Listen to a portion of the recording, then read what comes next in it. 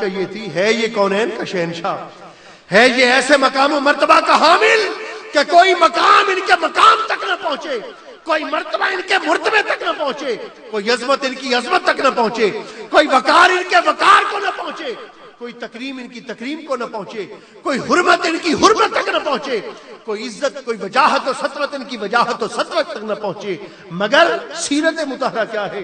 سیرت یہ ہے کہ مدینہ پاک کے باہر کوئی قافلہ آ کر رکتا ہے، سرکار خرامہ خرامہ ٹہلتے ٹہلتے چلے جاتے ہیں، جا کر پوچھتے ہیں قافلے والوں تم مسافر ہو، اجنبی ہو، پردیسی ہو، کوئی کام ہو تو ہمیں بتاؤ، ہم تمہاری خدمت کے لیے آئے۔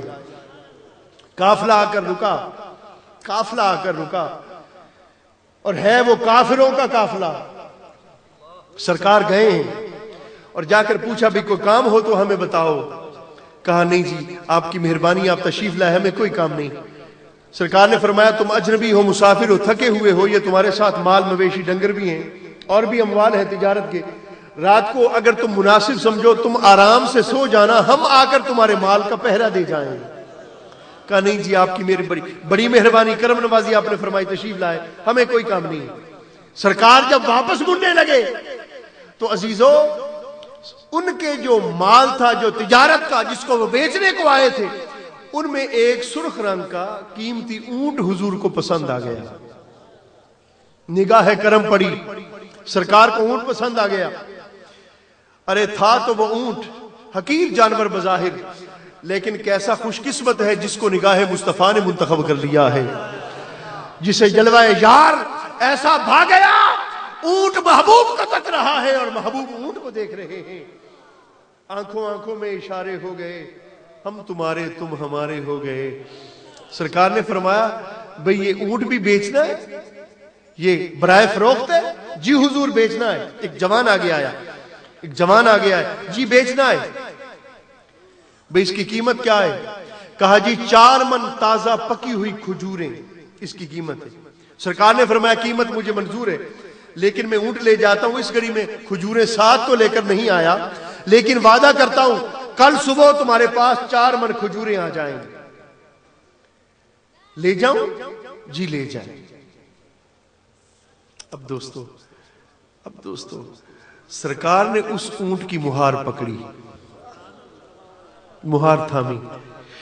کتاب میں میں نے نہیں پڑھا لیکن میرا وجدان کہتا ہے اس اونٹ نے زبان حال سے عرض کیا ہوگا آقا لگام مہارے تو ان جانوروں کی پکڑی تھامی جاتے ہیں جو مالک کے نافرمان ہوتے ہیں، آقا میرے بیچنے والے تو نہیں جانتے تاجر کی آپ کون ہیں، مگر میں تو جانتا ہوں تو محمد ہے، میرا رسول ہے، میں تو جانتا ہوں۔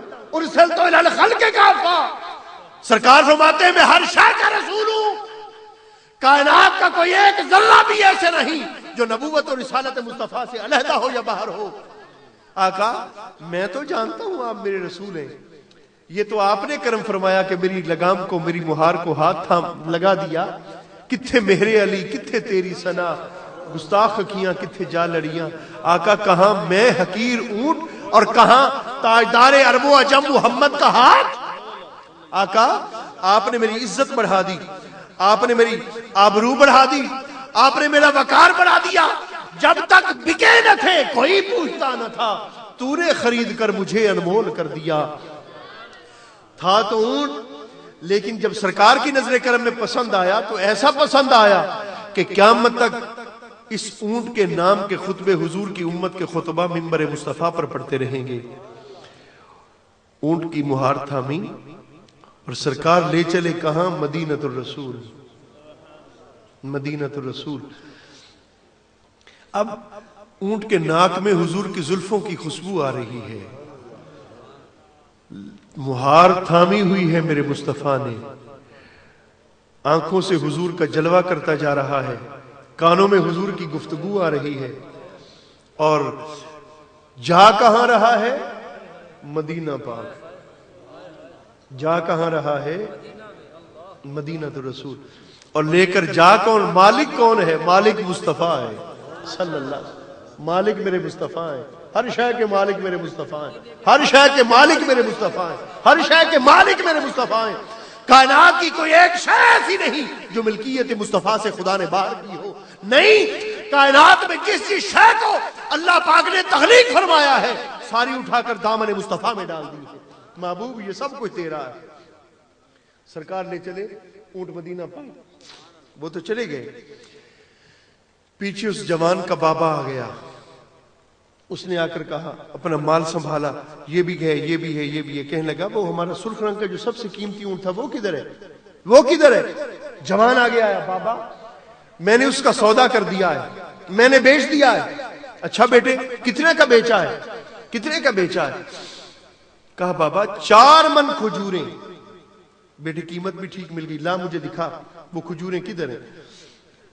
کہا بابا اصل میں کھجوریں ابھی آئی نہیں ہیں, میں نے ادھار سودا بیچا ہے, ادھار سودا بیچا ہے. اس نے کہا ادھار سودا بیچا ہے؟ ہم تو پردیسی ہیں, مسافر ہیں, اجنبی ہیں, کہاں سے آئے ہیں, صبح اگلا سفر کرنا, کس کو دیا ہے؟ کہنے لگا بابا میں نے ان سے نام تو نہیں پوچھا تھا, میں نام نہیں پوچھ سکا.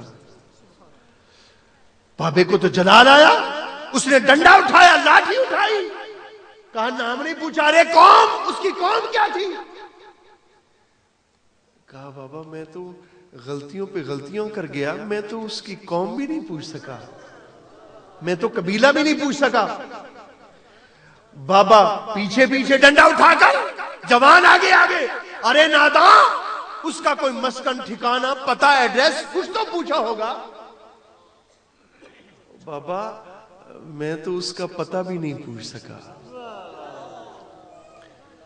حامد پور سیدہ میں رہنے والوں, میں آپ سے سوال کرتا ہوں, کہیں آپ نے زمانے پر میں کوئی ایسا تاجر دیکھا جو قیمتی متا دیتا ہو اپنی, اور لینے والے کو جانتا بھی نہ ہو, نہ نام پوچھتا ہو, نہ قوم پوچھتا ہو, نہ قبیلہ پوچھتا ہو, نہ عطا پتہ پوچھتا ہو؟ ہے کوئی دنیا میں ایسا تاجر؟ ہے کوئی دنیا میں ایسا سوداگر؟ زمانے بھر میں نہیں ملے گا. تو میں آپ سے پوچھتا ہوں, کیا یہ بندہ بے وقوف تھا؟ کیا یہ تاجر پاگل تھا جس نے اس انداز سے سودا کر دیا؟ ارے دیوانہ یہ بھی نہیں تھا, اصول تجارت سب ازبر تھے, اس کو جانتا تھا کیسے سودا کرنا اور بیچنا ہے. تو ائمہ حدیث سوال کرتے ہیں پھر آخر اس نے اس انداز سے سودا کیا کیوں؟ ادھار سودا دیا, نہ نام نہ عطا نہ پتہ نہ قوم نہ قبیلہ, جانتا کچھ نہیں ہے, مسافر اگلی سفر پہ منزل پہ جانا ہے, کچھ بھی نہیں جانتا, لیکن سودا ادھار دے دیا. کیوں؟ ائمہ حدیث جواب دیتے ہیں, فرمایا در حقیقت اس نے زندگی میں پہلی مرتبہ رخ مصطفیٰ دیکھا تھا, رخ مدحا دیکھا تھا. اور کیسا رخ دیکھا تھا؟ اس حسن دو عالم کا قصیدہ کہوں کیسے. کس کو دیکھا؟